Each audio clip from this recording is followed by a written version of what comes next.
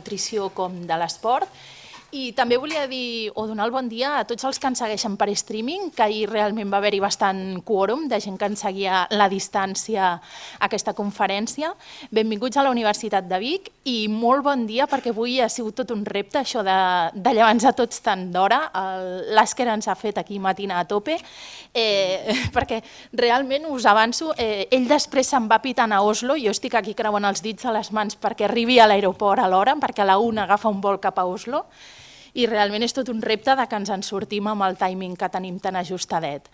En segon lloc, us volia...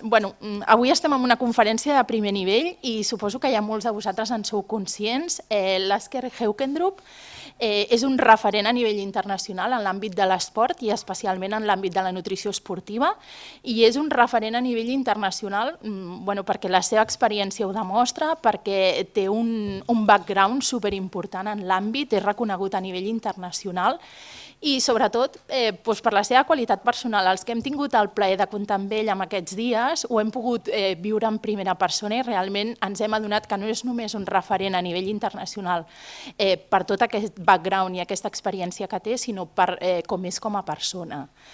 Com ja sabeu, aquestes conferències que organitzem les hem fet de forma col·laborativa entre professors del grau de Ciències de l'Activitat Física i l'Esport i entre professors del grau en Nutrició Humana i Dietètica, i s'emmarquen dins del que són les activitats que organitzem fora del que és el marc de les classes, perquè com ja sabeu la vida acadèmica, més enllà del que és l'aula i els professors que veieu cada dia, s'emmarca en moltes activitats que teniu al vostre abast a nivell de la universitat. Especialment, per no enrotllar-me gaire, i com us he dit anem ajustats de temps, voldria agrair a tot el que és l'equip de professors de CAFE i l'equip de professors de nutrició que han fet possible que al llarg de tants mesos de conversa amb l'Àsker avui el tinguem aquí entre nosaltres i ahir també el tinguéssim aquí a la universitat. I abans d'acabar volia agrair sobretot el quòrum que tenim avui aquí, sobretot als alumnes, perquè he rebut una allau de mails d'alumnes i crec que és tot un repte per vosaltres afrontar-vos en una conferència en anglès. Molts m'heu demanat, hi haurà traducció simultània? No tindrem traducció simultània, llavors crec que sou supervalents per haver-vos animat a venir avui i disfrutar d'aquest gran ponent, perquè realment sé que la barrera idiomàtica és a vegades un problema per vosaltres, inclús per nosaltres com a professors, però crec que heu tingut molt coratge per fer front a aquesta barrera i venir avui a disfrutar i a gaudir d'aquesta conferència. I sense més preàmbuls, voldria donar peu a que la nostra cap d'estudis, la doctora Tamara Gastelars, professora i membre de l'equip de direcció de la Facultat de Ciències de la Salut i el Benestar, fes una petita presentació i emmarqués aquesta conferència dins del que és la nostra facultat, que és en definitiva una de les facultats que ha apostat per aquesta línia temàtica i ens ha permès que puguem comptar amb tot un referent a nivell internacional. Tamara? Hola, moltes gràcies, Míriam. Bon dia a tothom. Seré molt breu perquè sé que anem amb els tempos molt justos i crec que l'important avui és sentir el ponent, l'expert, i també vull aprofitar per donar-li les gràcies per haver vingut a la Universitat de Vic.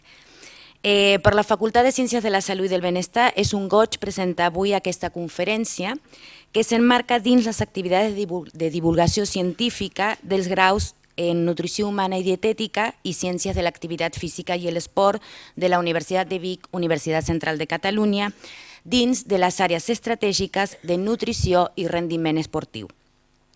A la facultat, en la nostra facultat, estem estrenant un nou pla d'estudis del grau en Nutrició Humana i Dietètica.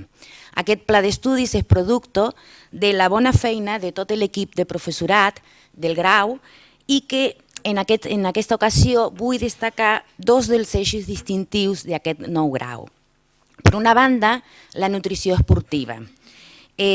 Sorgeix o en resposta a que hi ha un nítxol d'usuaris emergent que cada vegada sol·licita més l'assessorament del professional de la nutrició i l'esport.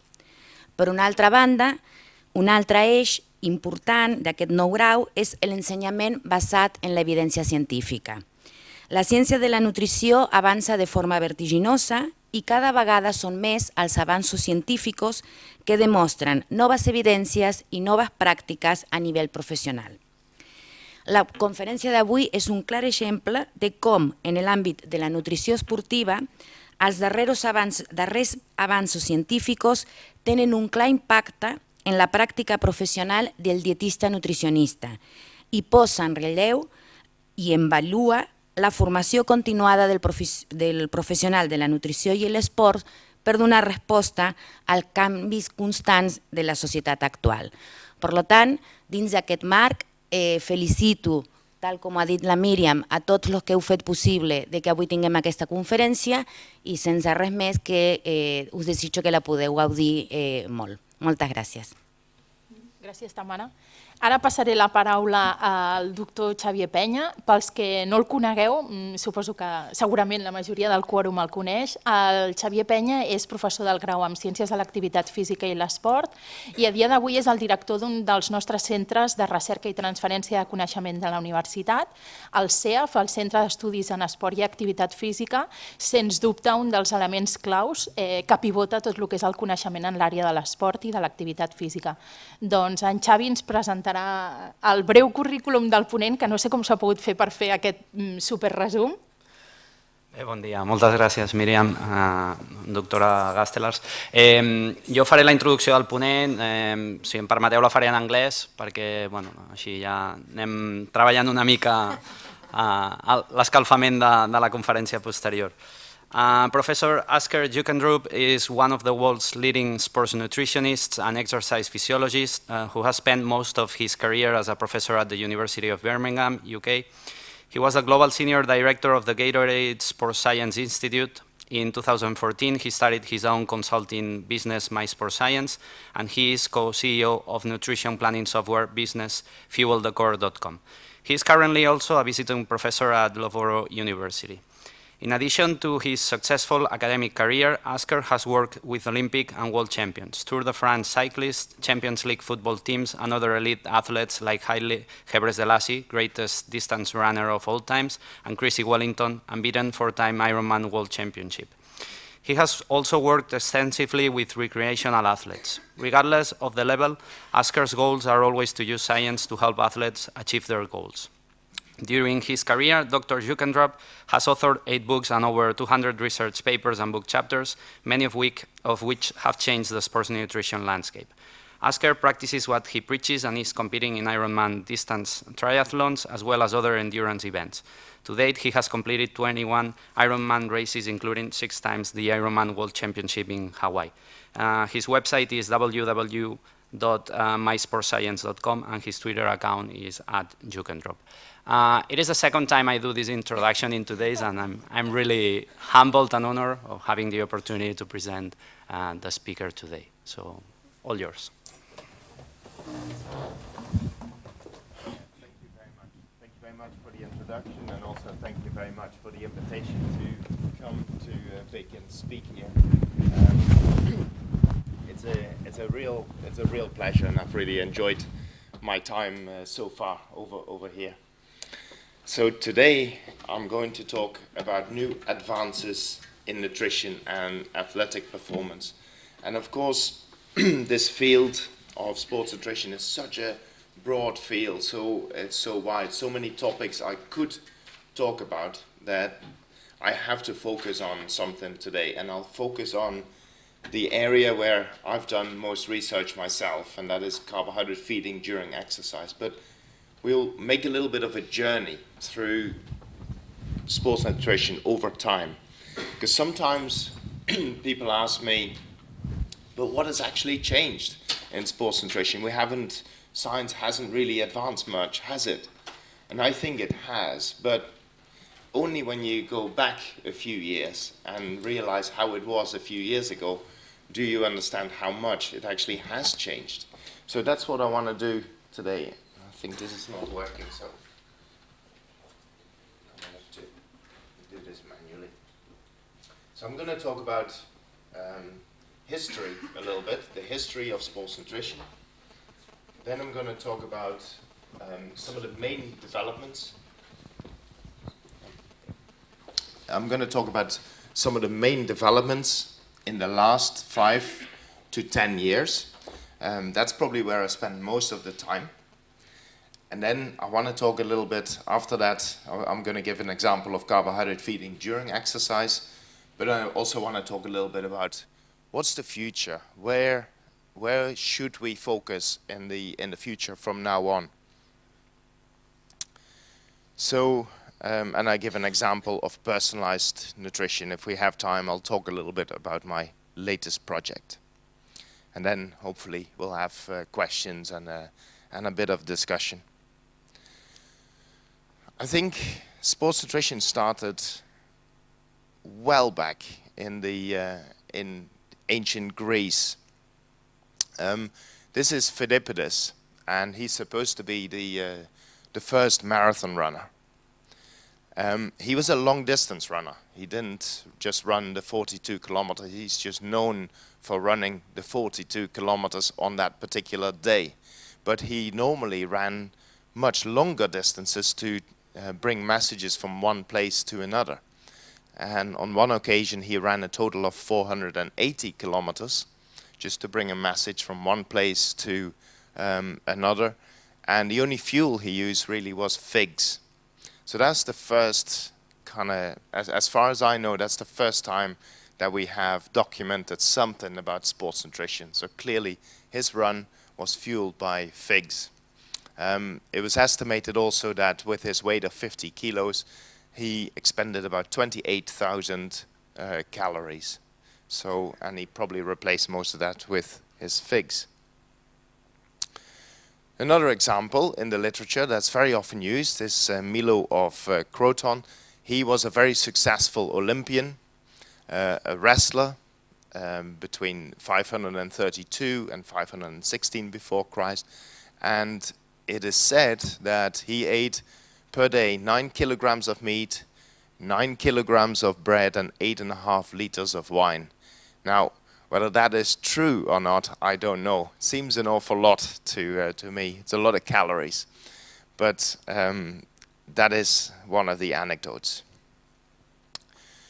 In 1904, this is Thomas Hicks. He won the gold medal in the marathon, and his fuel, eggs and brandy. Eggs and alcohol. And then we have plenty of stories from races like the Tour de France, where cyclists simply couldn't go on. They had to go into houses and eat before they could actually continue the race. So they stopped, put their bike down, sat down for a meal, and then they continued. But of course, in those days, the roads were a bit different, the bikes were very different, and the stages in the Tour de France were 500-600 kilometers long, much longer than they are today. So these are some more pictures of filling up water bottles on the side of the road. And then a few years later, it was a little bit more advanced, feed stations. They introduced feed stations, and you could choose water, soup, or chocolate milk. They were the three options. And then this was common practice too. At the top of a mountain, before you would go downhill, this is where the brandy would come out. A few sips of this alcohol-containing beverage was thought to give you some courage in the downhill. That was the idea behind it. And if you look at the road, then you can see why they needed that courage. In the 1960s or 70s, it was very common to have a big steak before competition. In many sports, not just in cycling, in many sports that was common practice. But in cycling, the bigger the stage or the longer the stage, the bigger the steak. That's not something we see nowadays. In the middle, we see water. In the 60s and 70s, it was very uncool to drink. It was not something that was done. Drinking was for wimps. It was a sign of weakness. If you had to go on a 6-hour ride and you needed water, you were weak. So now, of course, we know that hydration is actually quite important. On the right-hand side, chicken wings. So nowadays, riders pack their jerseys full of energy bars and gels. In those days, it was chicken wings. So things have changed. On the science side, this is a little bit the timeline. It starts really in 1909. This is where we discovered that the two main fuels were carbohydrate and fat. A little bit later, it was determined that carbohydrate was actually related to performance. If people ate more carbohydrate, they seemed to be less fatigued during exercise. So, and really in the most important study probably was done in 1939, where it was very clearly shown that carbohydrate improves endurance capacity. In those days, they measured endurance capacity, not performance. Endurance capacity is when you ask someone to run at a certain speed for as long as they can. And that is for a long time how we measured performance. It's actually very different from measuring performance, because I don't know of any events where you go as long as you can. It's usually complete this distance as fast as possible. Yeah, they're two different things. In 1967, we learned a lot because we introduced the muscle biopsy technique. A needle went into the muscle, you could take out a little piece of muscle and measure muscle glycogen. And it showed us that muscle glycogen was a really important fuel. And then in 1969, that was translated into something practical, and all marathon runners started to use a glycogen loading protocol, carbo loading, something that even today athletes still talk about.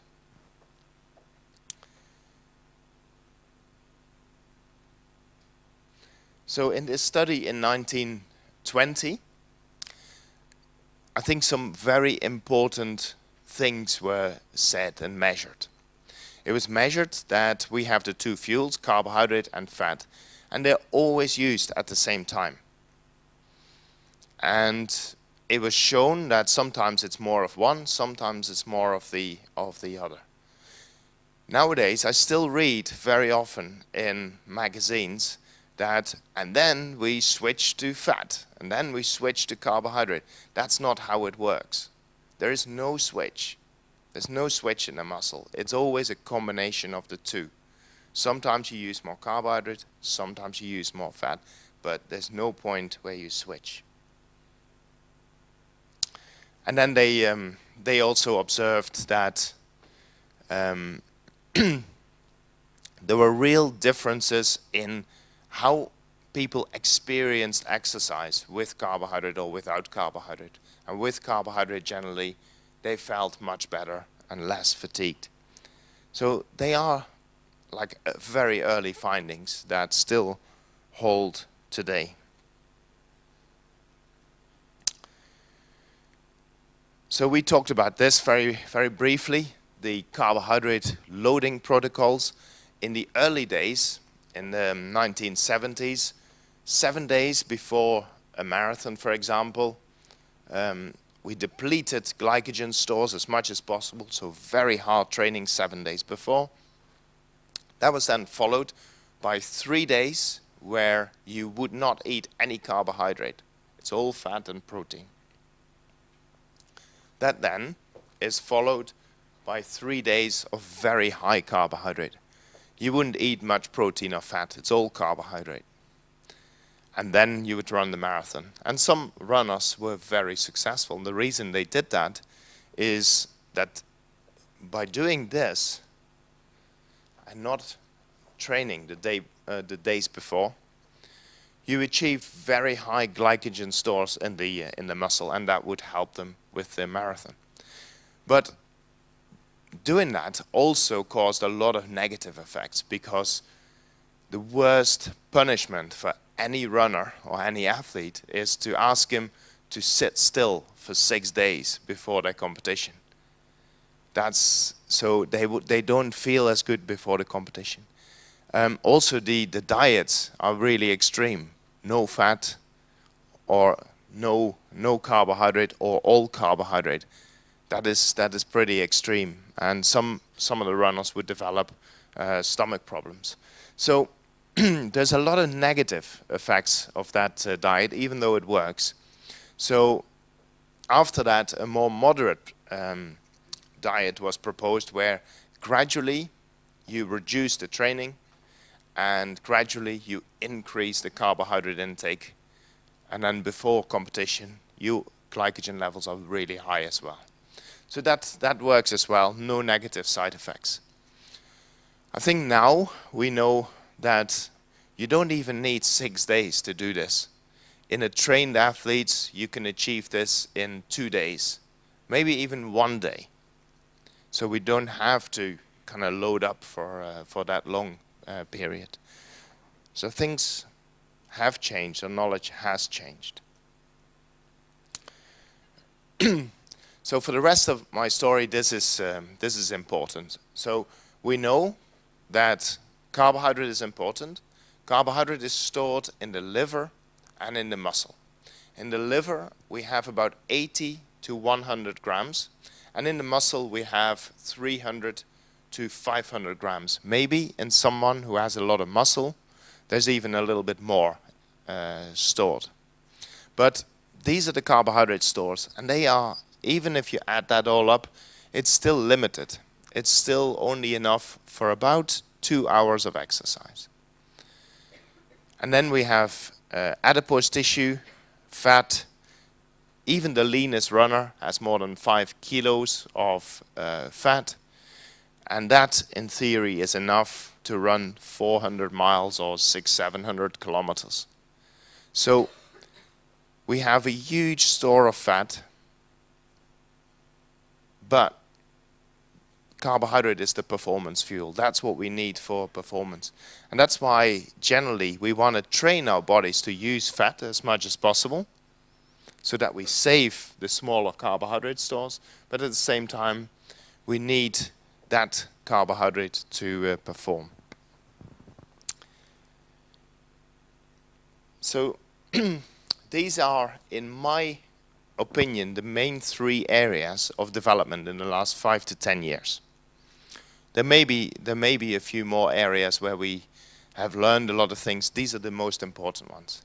I think carbohydrate feeding during exercise is one area where we've learned a lot. And the advice, and I'll show you this, the advice has gone from a very general advice where we said this amount of carbohydrate for all athletes, for all sports at all times, to quite accurate guidelines that we have today. We have learned a lot about protein feeding post-exercise. How much, what types of protein, what is really important about those proteins, and so on. And then the third area is training adaptations. If you want to improve in 10, 12 weeks from now, how can nutrition help with that?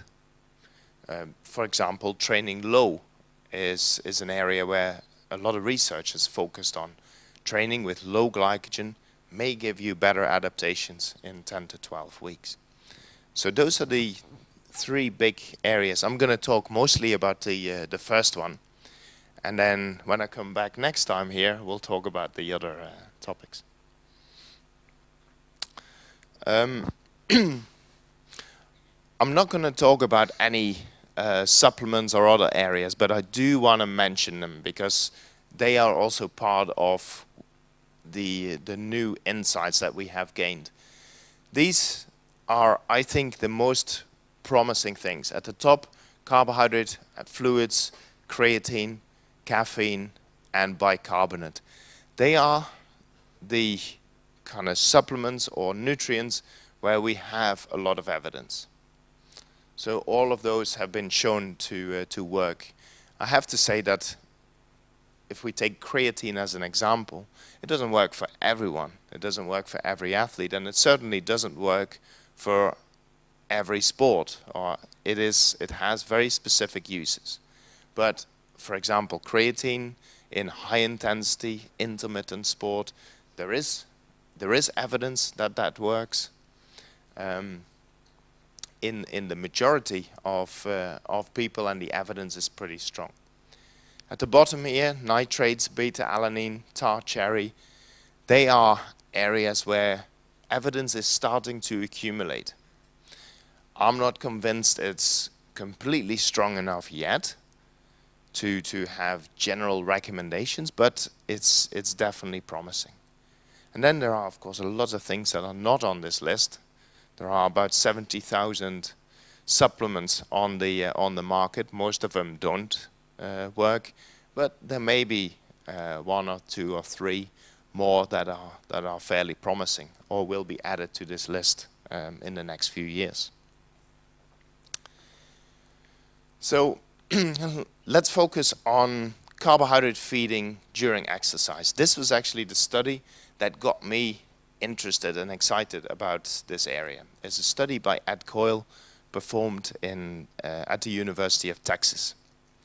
And what they did is they had people cycle for as long as they can at 70% of their maximum. And on one occasion they gave him carbohydrate, on the other occasion they gave him water placebo. And they measured blood glucose, and you can see that when these participants cycled with a placebo, that their blood glucose goes down and down and down, and after 3 hours here, it reaches very low levels. When that happens, these cyclists don't feel very well. They feel weak, dizzy, absolutely exhausted. And part of that is because their blood sugar now is so low that the brain doesn't get enough energy anymore, and they have to stop. When you feed glucose, then blood glucose levels can be maintained much better, and even after 3 hours there's still pretty high levels of blood glucose, and you can see that they continue for an hour longer. Instead of 3 hours, you can now ride for 4 hours. But they still fatigue, even though their blood glucose is not low. Yeah. On the top right here, you can see that, again, with placebo, there's a drop, but this time we're looking at carbohydrate oxidation. How much of that carbohydrate is actually utilized? And you can see, or how much carbohydrate in the body is utilized. You can see when that drops, and when this reaches levels below a certain threshold, that is when you cannot continue the exercise. When you feed carbohydrate, you can maintain carbohydrate oxidation rates for much longer, and you can exercise for much longer. So I think the reason that carbohydrate works is that it maintains your blood glucose levels, you maintain high rates of carbohydrate oxidation, and therefore the energy flow to the muscle is always high, and you can go for longer. Interestingly, there's no effect on muscle glycogen. So with or without carbohydrate feeding, you still use muscle glycogen. So this effect on performance, or time to exhaustion in that study, has been shown in many studies. This is a recent review article by Trent Stellingwerth and Greg Cox, and both of those guys work with very elite athletes, one in Canada with the Canadian Olympic endurance athletes mostly, and Greg Cox works at the Australian Institute of Sport with some of the elite athletes there. They summarized the literature and found that in 82% of the cases there was a significant performance benefit from taking carbohydrate during prolonged exercise. So I think a very well established effect. And also if we look at the guidelines, and I have to say that these are the ACSM, the American College of Sports Medicine guidelines from 2009. They're not the most up-to-date ones. But in those guidelines we can read that for longer events consuming 0.7 grams of carbohydrate per kilogram body weight, 30 to 60 grams per hour, has been shown to improve endurance performance. So they recommend 30 to 60 grams of carbohydrate when you're exercising. It doesn't tell me who this is for. Is this for all athletes? Is it for the recreational athlete? Is it for the Tour de France rider? Is it for all? And it probably is meant to be for all. And it also doesn't tell me when I should use this. And the fact that it doesn't tell me that tells me they probably want me to take this all the time during all my training.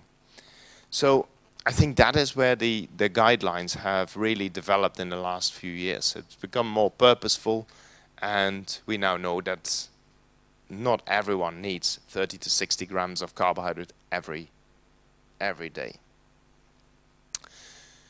So we studied how much of the carbohydrate that you take in you actually use. And we study it using stable isotopes.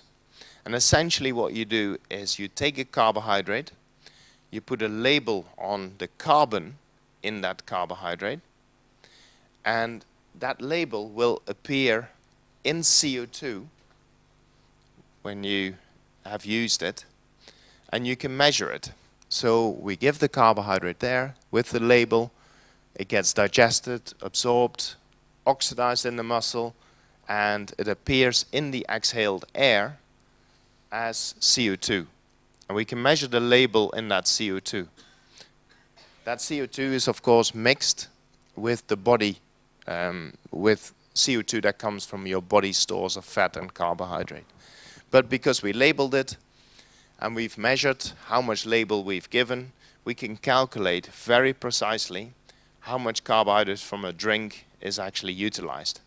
Beautiful technique that can now allow us to look at different amounts of carbohydrate, different types of carbohydrate, so we can figure out exactly how we can deliver carbohydrate in the best possible way. Here's an example of results.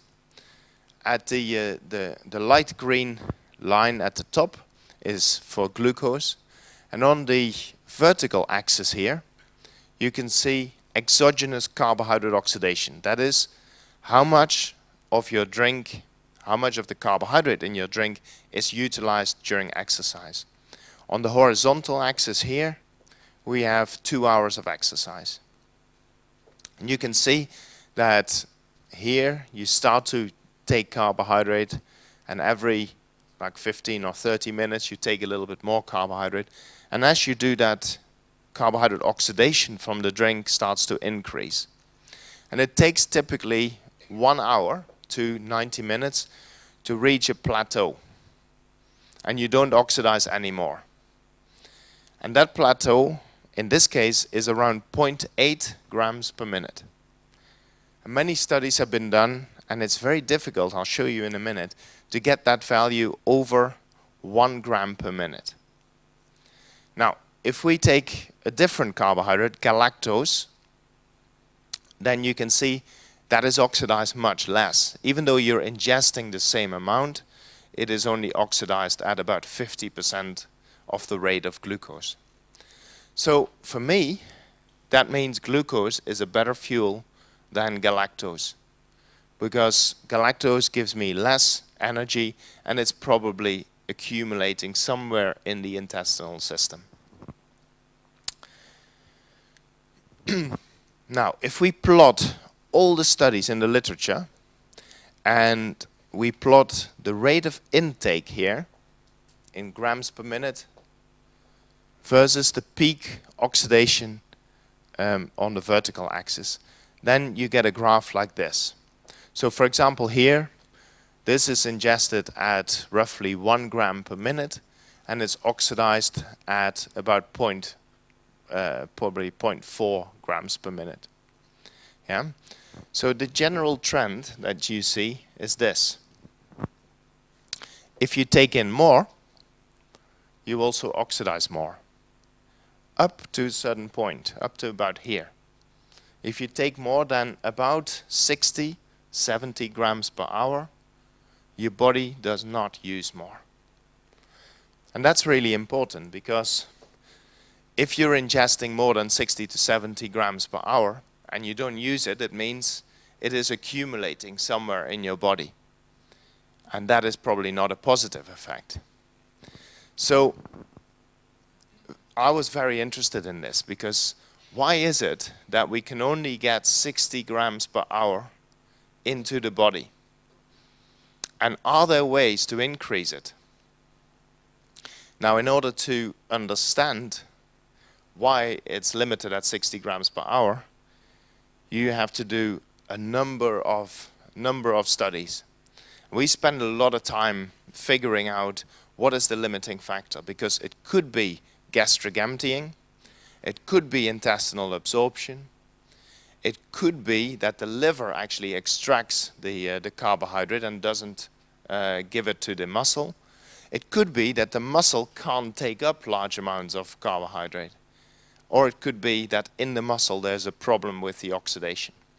Now, we did like a whole series of studies, and we could only conclude that none of the factors that we measured, gastric emptying, muscle uptake, liver, was the explanation. And the only thing that we couldn't measure really was the absorption of the carbohydrate. So what I think may happen is, in the absorption of carbohydrate, where we take glucose into the body, so absorption is the process from inside the intestine to inside the blood here, and we have to take the glucose across the epithelial cell of the intestinal wall. We have transport proteins for that. We transport glucose with SGLT1 at the top there, and it is a transport that is coupled with sodium. On the other side, the membrane, we have GLUT2. But what may happen is that SGLT1 is a protein that becomes saturated. So when you ingest large amounts of carbohydrate, large amounts of glucose, you can see SGLT1 accumulate. The transporter is saturated. So it doesn't matter how much carbohydrate you ingest, the transporter cannot get more carbohydrate into your body. So the only way to get more carbohydrate into the body is to use a different transporter. That different transporter does exist. It's called GLUT5, but it transports fructose. So if we had a situation where we would give glucose and fructose, we could potentially use both of those transporters and get more carbohydrate into the body. So when we started this work around 1999, I think, that was the theory that we wanted to test. So we did a whole series of studies, and it turned out that indeed it did work that way. I was hoping that I had the slide here that showed all the different studies that we did. But essentially, those studies show that if you have the combination of carbohydrates, glucose and fructose, you can get more carbohydrate into the body. So we found that if you increase the intake to 2.4 grams per minute, you can actually get 1.75 grams per minute into the body. And that is 75% more than what we thought was the maximum of 1 gram per minute. So massive improvements. We then also measured and compared placebo, glucose and fructose. And the study was designed that a cyclist would exercise for 2 hours at a moderate intensity, and then we asked them to do 1 hour or 40 kilometers as fast as possible. It took them about 1 hour. And these are the power outputs. So the larger the bar, the better the performance. Placebo and glucose, 9.1% improvement with glucose, with a carbohydrate source. That is similar to what is reported in the literature. We knew that already. What we didn't know is that if you give glucose and fructose, you can get a further 8% performance improvement on top of that effect of carbohydrate. So the mixtures of carbohydrates can be much better than just a single carbohydrate. Now I have to say that this only works, of course, when you saturate the transporters. So you have to take at least 60 grams per hour, otherwise it won't work. And also, it will only work if the exercise is around 3 hours or longer. So that is important. So I would not recommend intakes of, for example, 90 grams of carbohydrate per hour in events that last an hour. That doesn't make sense. This is really for the very long endurance events. When we started the work, we didn't know if supplying more carbohydrate would actually improve performance. But I think in the last few years we've had quite a bit of evidence that with increasing carbohydrate intake, you also get an increase in endurance performance.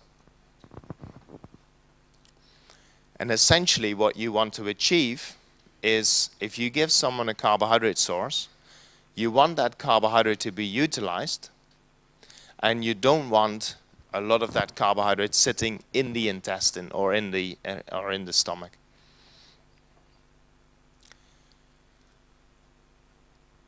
So we then turned this to some of the more practical questions. So we figured that large amounts can be beneficial.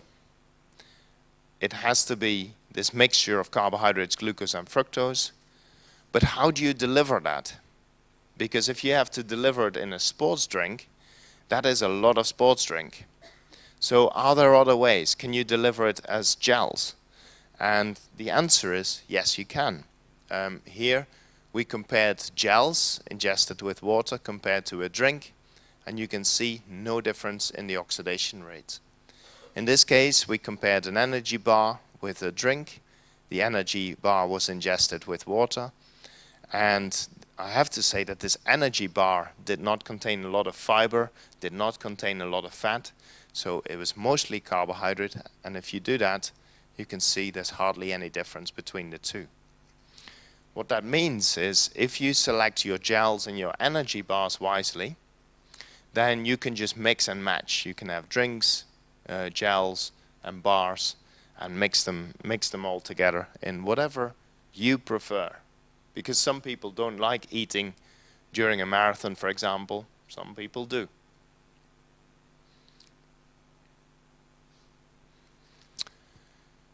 If I go back to that slide where I had the ACSM guidelines, the first line of those guidelines were that athletes should take 0.7 grams per kilogram body weight. Now, in none of my slides have you heard me talk about per kilogram body weight. And that is for a reason. Here's the reason. So I plotted from a number of studies the body weight, the body mass of some athletes, and how much carbohydrate they oxidized. If someone sees a correlation here between body weight and how much you can oxidize, then please let me know, but I can't see the correlation. Body weight has nothing to do with it. So that's why it's really not necessary to express recommendations per kilogram body weight. It is about the absolute amount of carbohydrate. And the reason is that the intestine functions not dependent on your body weight. It functions probably mostly on how much energy you eat on a daily basis, how much you train essentially. So when we did this work, the comment I always got, or the question I always got, well, if you're recommending rates higher than 60 grams per hour, and I usually recommend around 90 grams per hour, is that even possible? Can athletes actually take that much carbohydrate? And one of the athletes I worked with was Krissy Wellington. She became world champion, Ironman world champion 2007. This is what she took.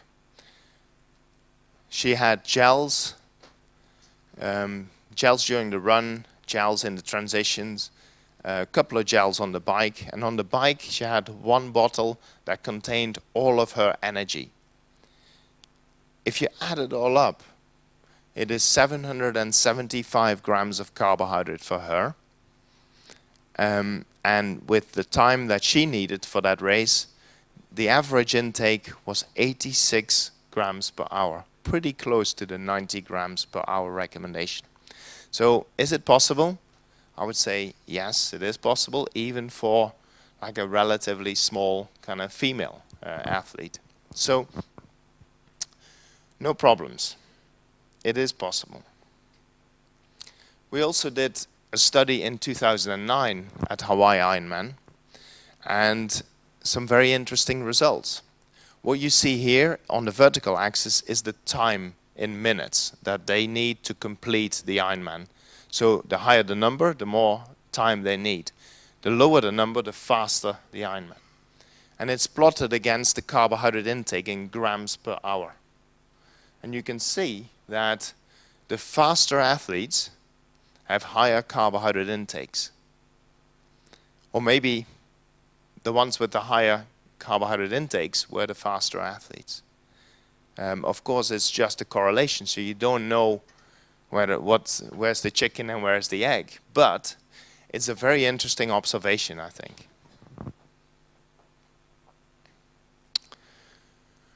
So going back to the recommendation by the ACSM, 30 to 60 grams per hour, I think sometimes we may want to go a little bit higher, up to 90 grams per hour. Sometimes we may want to advise a little bit less. If someone goes to the gym and stands and jogs a little bit on a treadmill, I don't think you need 30 to 60 grams of carbohydrate per hour. So far, these are some of the conclusions. First one is carbohydrate can improve endurance performance, especially if it's longer than 2 hours. No questions. The second one I'm going to skip because we'll get to that in a minute.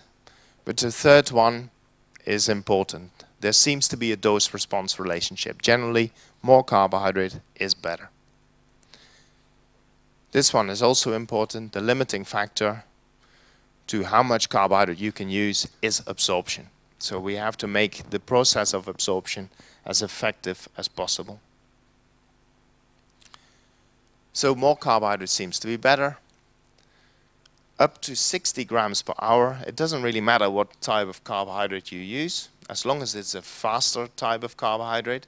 So I wouldn't use the things like galactose that I showed, but most carbohydrates that you have in most sports drinks and most other beverages is sucrose-based, maltodextrin-based, it's glucose-based, and they're all pretty fast. Some starches are fast as well. If you go higher than 60 grams per hour, you need a blend of carbohydrate, glucose and fructose, for example. We talked about that this only improves performance if the exercise is 2.5 hours or longer, and when you ingest it at these high rates. We didn't talk about this, but if you take the combinations of glucose and fructose, as you transport more carbohydrate into the body, you also transport more water into the body. So it also has positive effects on fluid delivery. And because there is less residue in the intestine, you also get less stomach problems or less GI problems.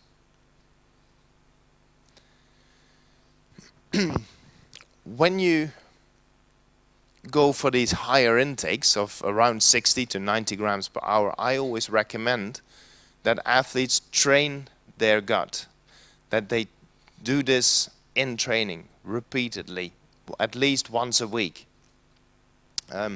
Studies have shown that the gut is extremely adaptable, and you can upregulate the transporters in your gut if you do these things regularly. So I would recommend a high carbohydrate intake during exercise for those athletes once a week. So far I've been talking about very long-lasting endurance exercise. Now I want to talk about things a little bit shorter, 1 hour of exercise. And I became interested in this when we did a study in 1997, long time ago. And I was expecting from this study to find no effect whatsoever, because we wanted to see if a carbohydrate drink could improve 40-kilometer time trial performance. That takes cyclists 1 hour, and I thought 1 hour is too short for carbohydrate to have an effect. So we did the study, and we found that if we gave the carbohydrate drink, these cyclists were about 1 minute faster than with a placebo. And I was very surprised when we found that. Because why would the carbohydrate improve their performance? I calculated that if you ingest the carbohydrate, maybe only 15 grams is actually utilized by the muscle by the time you finish the time trial. That's not a lot of carbohydrate, and certainly difficult to see how 15 grams of carbohydrate can explain a very large 1 minute improvement in performance. So we did another series of studies. In one study, just go back, in one study, the one study after this, we actually infused glucose into the cyclists while they were doing the time trial. And we compared that to placebo. And we found no effect whatsoever. They received the same amount of carbohydrate as here, but instead of ingested, it was infused into the blood, no performance benefit. So that made us think that it has obviously something to do with ingesting it, maybe with tasting it. And we designed a study where we gave a carbohydrate mouth rinse. They took the drink, they rinsed their mouth with the carbohydrate, which actually had no taste. They spit it out, and they continued the time trial. And we did that several times during the time trial. And what we found is that performance was improved by about 1 minute, exactly the same what we found in the earlier study. So you don't even have to swallow the drink, swallow the carbohydrate. You can just rinse your mouth, and it already has a performance benefit. And it's not the only study that shows this. This is a list of studies that have been performed since then. And you can see all of these studies show positive effects, and this study is the only one really, or these 3 studies are the only ones that showed no significant effect. Some studies showed very large effects, but that's mostly because of the type of performance test they use. So carbohydrate mouth rinse seems to work. There's other evidence as well.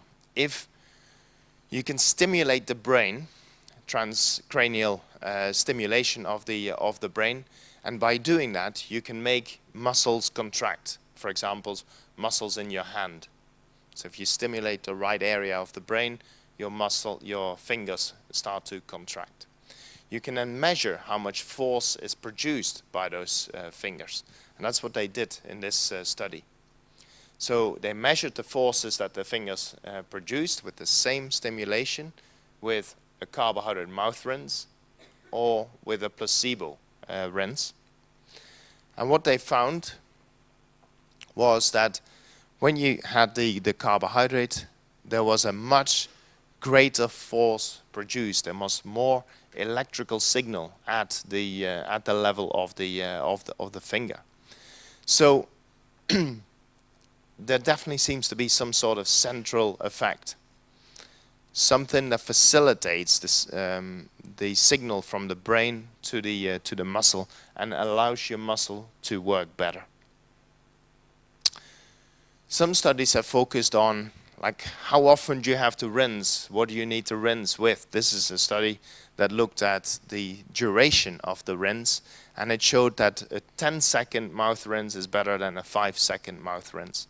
So it seems that there are receptors in the mouth that detect the carbohydrate, and if those receptors are in touch with carbohydrate for a little bit longer or more often, you probably get a little bit better effect. So this is my diagram of how I think this works. Normally when we exercise, we send a signal from the brain to the muscle, and the muscle then contracts. If we do that long enough, the muscle starts to send information back to the brain because it's getting fatigued.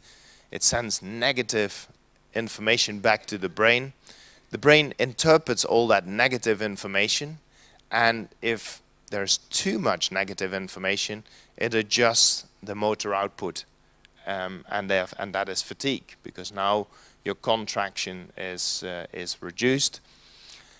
Now, what the mouth rinse may do, it may actually interfere with this signal, and it may make these negative signals seem less negative to the brain, and therefore your brain maintains a higher power output.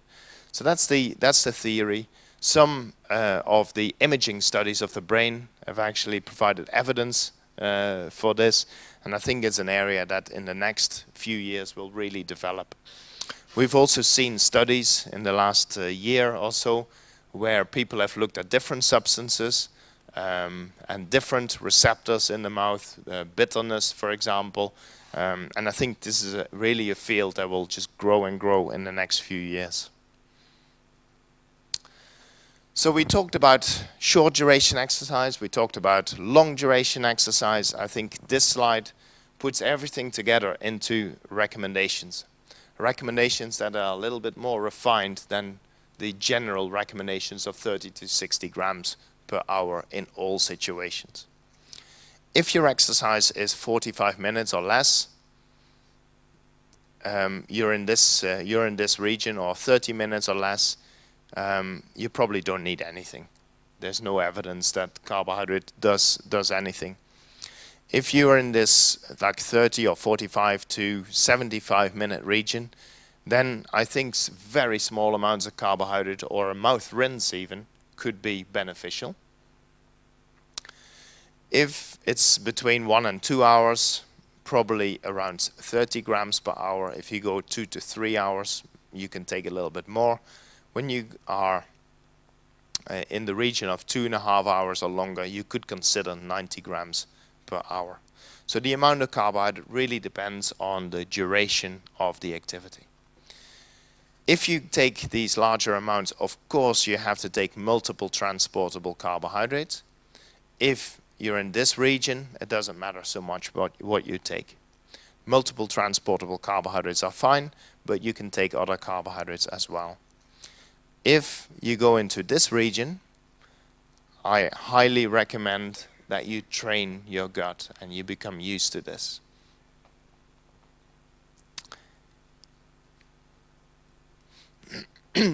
So what we have seen in all of these studies, that the differences between individuals are very small in exogenous carbohydrate oxidation. So there's not really a need to make it very personal, because the recommendations can apply to the vast majority of athletes. And that is interesting, because when we do other measurements of metabolism, there are huge differences between individuals. And that's what I want to talk about next. I think these are the two areas for the future. On the left, nutritional training. Nutritional training is a term that I use.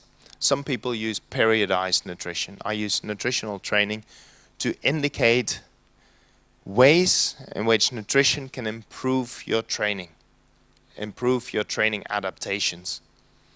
Can you change your diet, or can you add supplements to make your training more effective, essentially? That is one big area, I think, for the future. The other one on the right, I want to talk about a little bit more, is personalized nutrition. Every person is different, every athlete is different, and we need to personalize the advice. So I said that there are very large differences in metabolism between individuals. And we use a test that's called the Fat Max test to establish what someone's metabolic profile looks like, what substrates someone is using. And this fat max test is a test where you exercise people in the lab. The test takes about 30 minutes. Start at a low intensity, and then gradually you build up to higher intensities in steps of usually 3 minutes. And at all those steps, you measure how much fat someone is oxidizing. And you then, afterwards, you plot the exercise intensity here against fat oxidation, and you get a curve like this. And this is an average curve of a population, of a larger group of people. So you can see that from going from a low intensity to a moderate intensity, fat oxidation is increased. Then when you increase the intensity further, fat oxidation starts to decline. When you go too high with your intensity, fat oxidation will eventually become negligible, very small. So there is an optimal here, optimum point. That optimum point, the intensity at which it happens, we call fat max. Now, one of the observations that we've made, and you can see that we've done quite a few studies in this area, is that fat max is highly individual. In this case, it's around 65%, but it's wrong to say that you burn most fat at 65%, because it may be true on average, but for every individual here in the room, 65% is probably incorrect. On average, it works though. So, and the differences are very, very large between individuals. We just finished another study where we measured fat max in 1,200 athletes. And it's unbelievable how big the differences are between those individuals. And one of the things that we noted is that the shape of your curve seems to be your fingerprint. So if we take the same athlete and we measure them 3 years in a row, the shape of their curve looks very, very similar. What may happen is that 1 year they're better trained and the curve goes up a little bit, or another year they're less fit and the curve goes down a little bit, but the shape of the curve doesn't really change. So it seems to be a fingerprint for you that is, and it's largely genetically determined, because we cannot explain a lot of this curve by the factors that we know. So what we tend to do is we divide people into 2 or 3 categories. For simplicity here, I use the 2 categories. We put them into the category of fat burner and the category of carbohydrate burner. And generally people fit into one of those categories. Sometimes we have to create a 3rd category that is an intermediate, people that don't really fit into any of those categories. So this is a way to profile people. And I think from what we've seen in the last few years is if you have someone who is a carbohydrate burner, they probably have slightly different nutritional needs than someone who is a fat burner.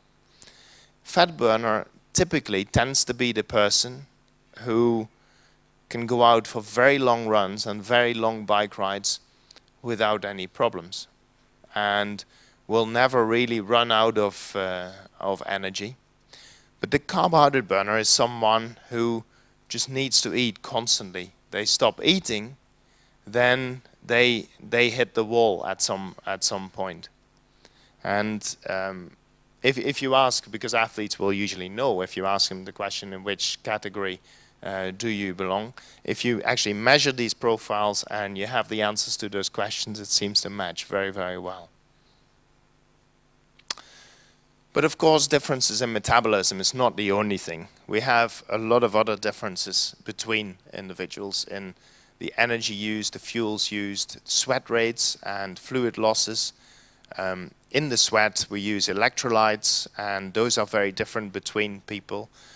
The recovery time needed between athletes is very different. Injury proneness is very different. The preferences, nutrition preferences, are hugely different between people, and so are the tolerances. Some people can eat anything during activity, and some people can't eat anything. And then, of course, people have different goals as well. And all of this needs to be taken into account if you give nutrition advice. One more example of some of the sweat testing that we've done. With sweat testing, you do a couple of things. You establish someone's sweat rate. How much does someone sweat? And obviously, there are very big differences between individuals. You can also measure the electrolyte composition of the sweat, and you'll find that there are very large differences between individuals. You can look at hydration, and we've done some of these measurements in the last few years with a local football team here. And you can see, if you do this, that there are huge differences in hydration before they even start, but there are also huge differences in the sweat rates and huge differences in the composition of that sweat. And there's another team that we've done these measurements with. We determined the carbohydrate needs partly by doing a fat max test, the fluid needs by doing sweat measurements in very different conditions, hot, not so hot. Electrolyte needs, that is something that you can measure from your sweat patches.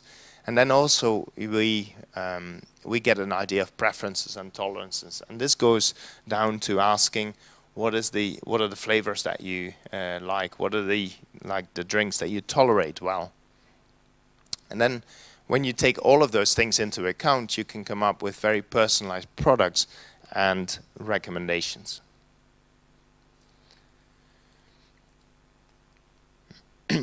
So personalized nutrition really needs to take into account a lot of different factors. And this makes the work of a sports nutritionist who has to work with athletes very interesting. Or if the athlete has to do all of this themselves, it makes their work very challenging, because these are all the factors that you have to take into account. Let's start on this side. First of all, there is a genetic component, no questions. When you give advice, you have to take into account what is actually available, what products are actually available. You also have to take into account the rules and the regulation of the sport that you're working with.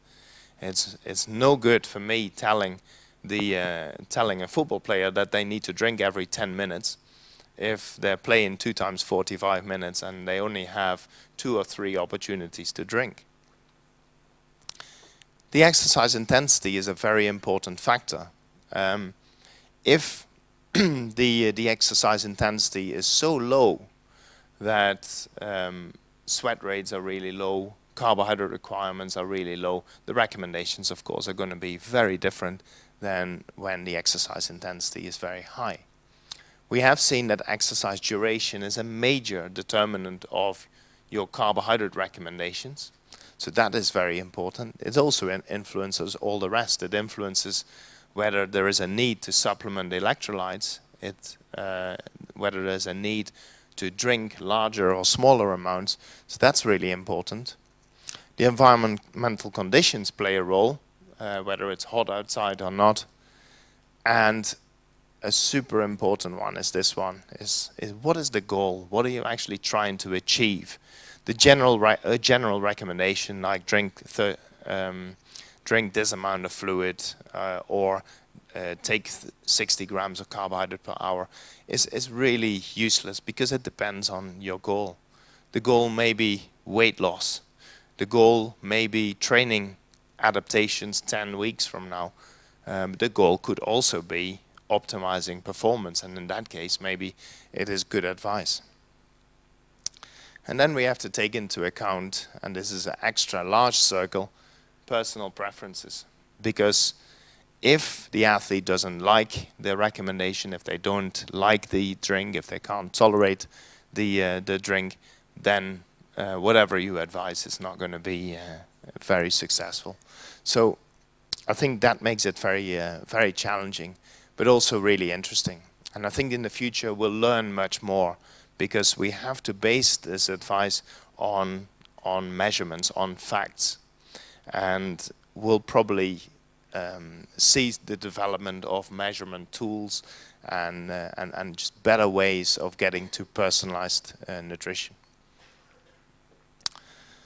So this is probably my final slide to show that you have all these factors that you have to take into account, and then you have a choice of all of these products. And for an athlete, it's really confusing, because each of these products comes with a lot of marketing messages, and for the athlete it is difficult to determine, we talked about that yesterday, what information is right, what information is wrong, and how do I match up all this availability with my real needs. So I think with that I'll probably stop there and then have some questions. This is a project that I started that actually tries to address some of the personalized nutrition issues, but I think we should probably see if there are some questions first, and we'll have some discussions about the topics here. Thank you very much.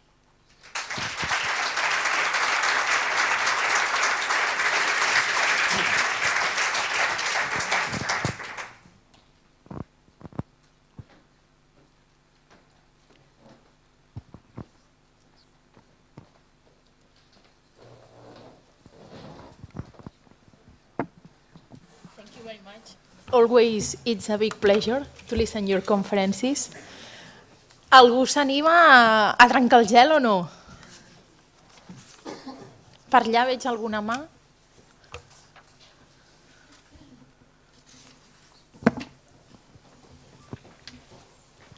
Ho ha explicat molt bé, ja ho sé, però segur que a algú li ha quedat algun buit, no? No, no n'hi havia cap.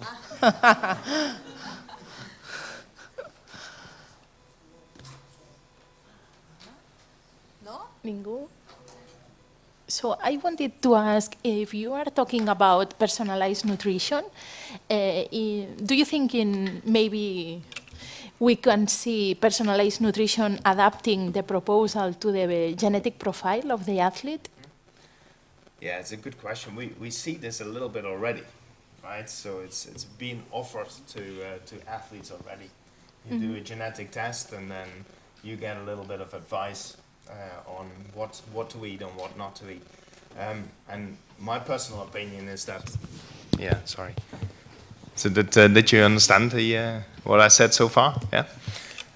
My personal opinion is that it's way too early for that. Mm-hmm. So even on the health side, where I think we have a lot more research, it's still very early days with those techniques. All they do is they give you probabilities. And if I take an example, if we took Usain Bolt and we used one of those genetic tests, then there is a 20% chance that the genetic test will tell Usain Bolt he should become a marathon runner. And I think that's the problem. So you could get the results back of your test, and it tells you one thing, but there's still a very large probability that you then do the wrong thing. Mm-hmm. So I think the genetics are not as important. You also saw that on my slide that the circle of the genetic component was relatively small, because it is far less important than, for example, what are you actually trying to achieve on that day? What is your goal? So some of those other circles are way more important, and I think will always be more important. Mm-hmm. Okay. ¿Algún més?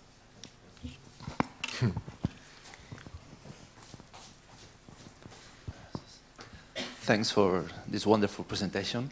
Thank you. From your experience, do you think there are differences, not personal differences, more than from the sports modality in how to take this intake of carbs? I mean, from my experience as a runner or biker, I used to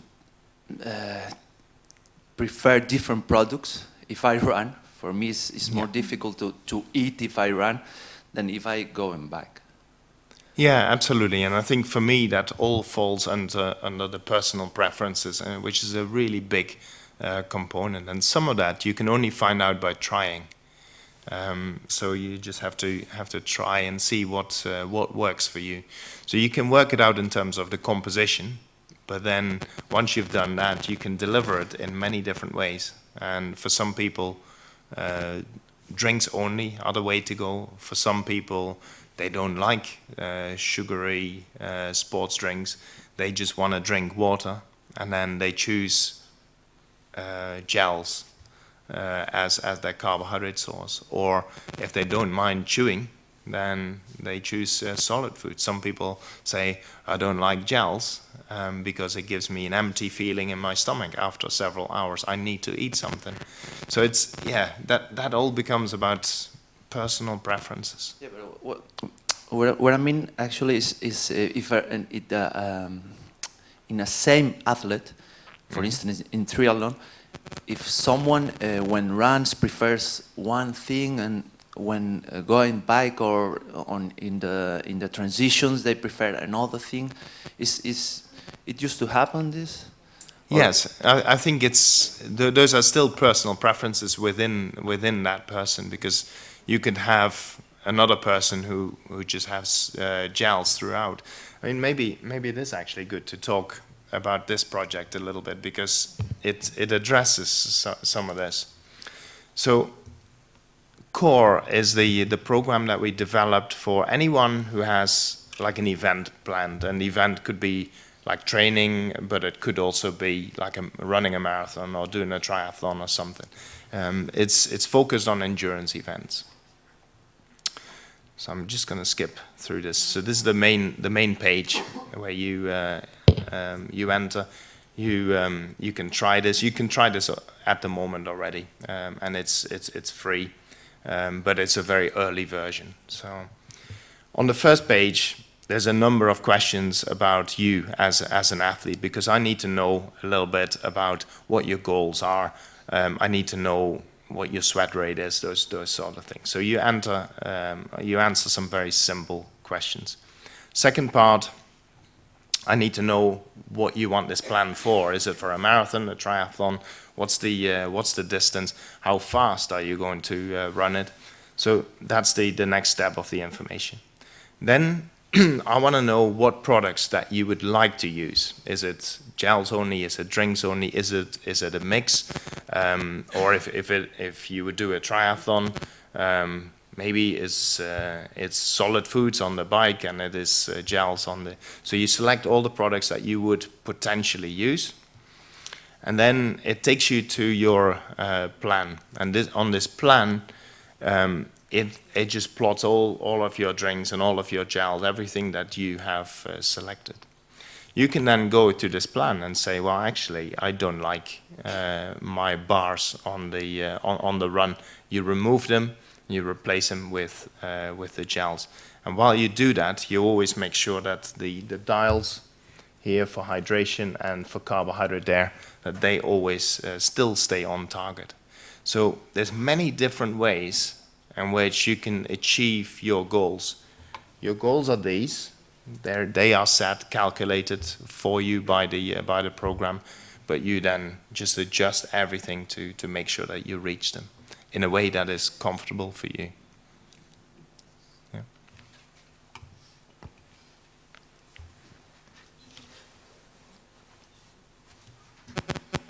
Algo més? Everything it's very clear. That must be. Allà. Me. Oh. I know that it's your another presentation that you will come here, but there is a little bit of lack of information about. You talked about carbohydrates, but proteins during this type of endurance training or other type of trainings. Yeah, so on the protein side, I can try to summarize what we've learned in the last few years. I think the first thing that we learned is that if you don't eat protein, then and you do exercise, then overall you're going to lose some protein. But if you eat very small amounts of protein, that already helps to stimulate protein synthesis, and you will gain. You need very small amounts of protein for that, maybe 10 grams. But that's not what the athlete wants. The athlete wants like what's optimal, what's the best. So studies have looked at sort of dose response, how much protein do you need? And those dose response studies have generally shown that if you go from 5 grams to 10 grams to 20 grams, the delivery improves and your protein synthesis improves. Recommendations today are about 20 to 25 grams of protein per meal, especially in the meal after the exercise. Very recently, a study was published that actually challenged that and said all of those previous studies have looked at very small muscle groups, and because they use small muscle groups, you need smaller amounts of protein to get the effect. And they showed that if they trained athletes with larger muscle groups, 40 grams of protein was actually better than 20 grams of protein. So I think it is still evolving, and athletes who train large amounts of muscle mass, they may have to go a little bit higher than 20 to 25 grams. What is also important is the timing of the meals.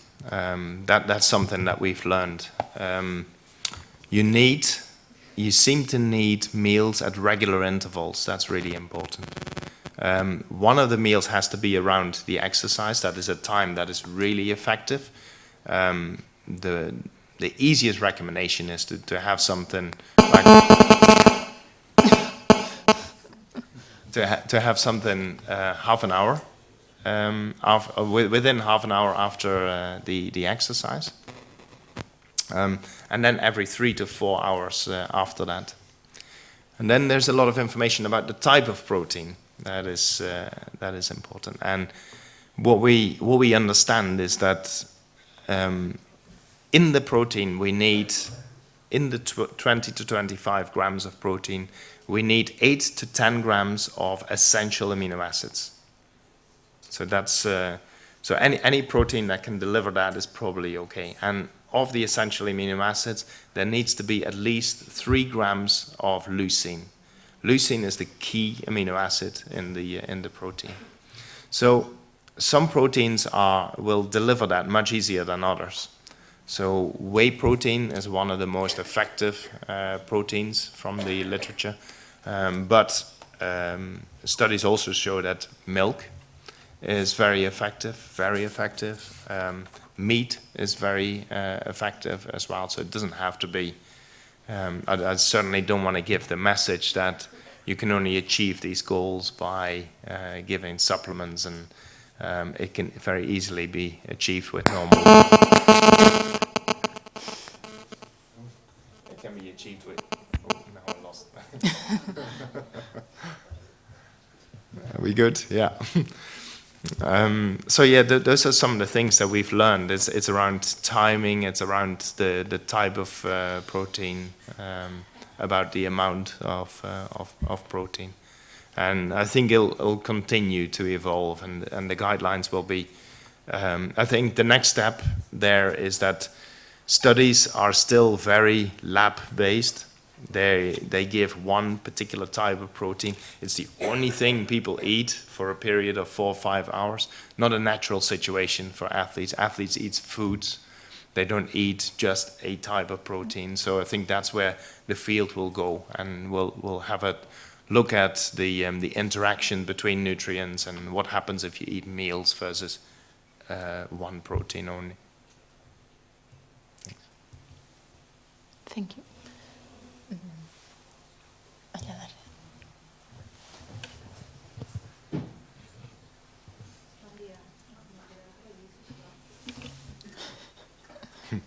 Hola. Ara. Hola. Voldria saber Si el consum de carbohidrats en adolescents i en infants és el mateix que en els adults, aquests 0,7 grams per quilo de pes i per hora. Gràcies. The carbohydrate intake recommendation is the same for children and adolescents. But if the first question I would ask, the first question I would ask is, what's the activity that children or adolescents will do, and is it really necessary to take any carbohydrate in the first place, or is water sufficient? I think in the majority of cases the answer would probably be water is sufficient, because they would have a shorter duration of the of exercise, or the intensity, the absolute intensity is a lot lower. So I think water will probably just do in the vast majority of cases. I think when you talk adolescents and the duration of the activities are getting a little bit longer and a little bit closer to what adults would do, then the recommendations also go in that direction. But yeah, very often I don't think it's needed.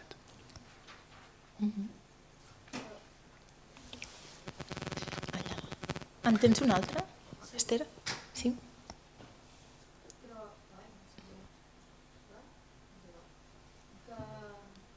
Hi ha nens que són esportistes d'èlit i que entrenen 3 i 4 hores cada dia. En aquests casos, gimnastes... Si entrenen 3 i 4 hores, amb aigua també i prou. Understand? More or less. More or less. So, yeah. She's talking that we have some special groups of kids doing high performance activities, training 3 and 4 hours a day. Yeah. So she thinks that probably the recommendation shouldn't be the same one. So. Yeah, so I think it depends a lot on the activity as well, because I know a lot of children that are out there for very long periods of time, but it's really how much glycogen they're using when it comes to carbohydrate recommendations. And if they're out there 3 or 4 hours at a time, it doesn't mean that they're working like 3 to 4 hours at a time. And then the reality often is they don't work that much of the time and don't use as much glycogen. So the recommendation would still be lower carbohydrate intake, but then if they're out there 3 to 4 hours, the meal planning actually becomes very important. És que l'Àsker està estudiant castellà, Vull dir, no penseu que... I l'anem ajudant. Per això li preguntava si ho havia entès. Podeu passar allà darrere? O si crides, t'escoltarem, no? És que igual triga molt. Sí. Sí. Sí.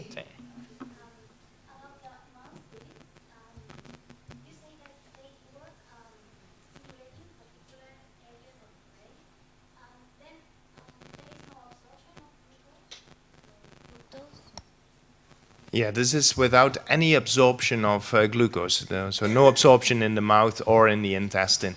It is purely the carbohydrate binds to a receptor in the mouth, and that triggers a signal to the brain without absorption.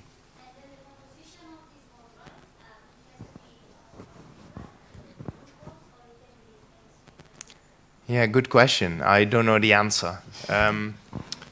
So what we do know is that it's not related to sweetness. It's not the sweet receptor that per se. It is really carbohydrate or energy that is detected. That's what we know. So the effects have been observed with glucose, with sucrose, and with maltodextrin so far. But we don't even know if fructose, for example, has the same effect. I guess it will. We also don't know if you did the same thing with, for example, fat, whether that would have the same effect. So there's still a lot of questions. This receptor that we're talking about is not been identified yet, in humans at least. So we don't know what it is actually that detects the carbohydrate, but So they're just observations that we've made. Still a lot of work to do. Thank you. Algú més? No? So before finishing, I would like to ask you, can you give some kind of recommendation or advice for our students and at the end our future professionals in the field of sports sciences and nutrition? Yeah, I can try.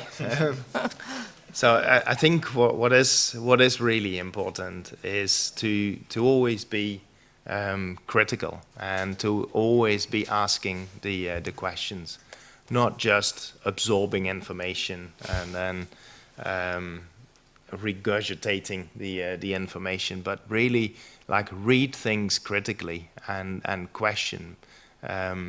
And try to read as much as possible and try to get a good understanding of the whole field. I think that's really important. And come up with the questions in your head and then go and find the answers in the literature. And that is a much better way of learning than learning because someone tells you read this or do this.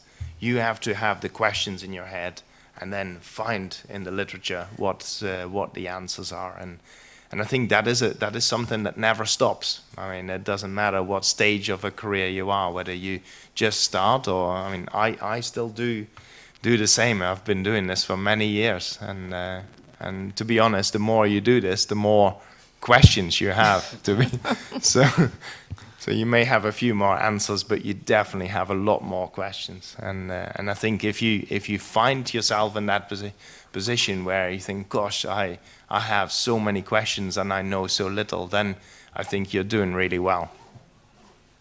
Okay, so thank you very much.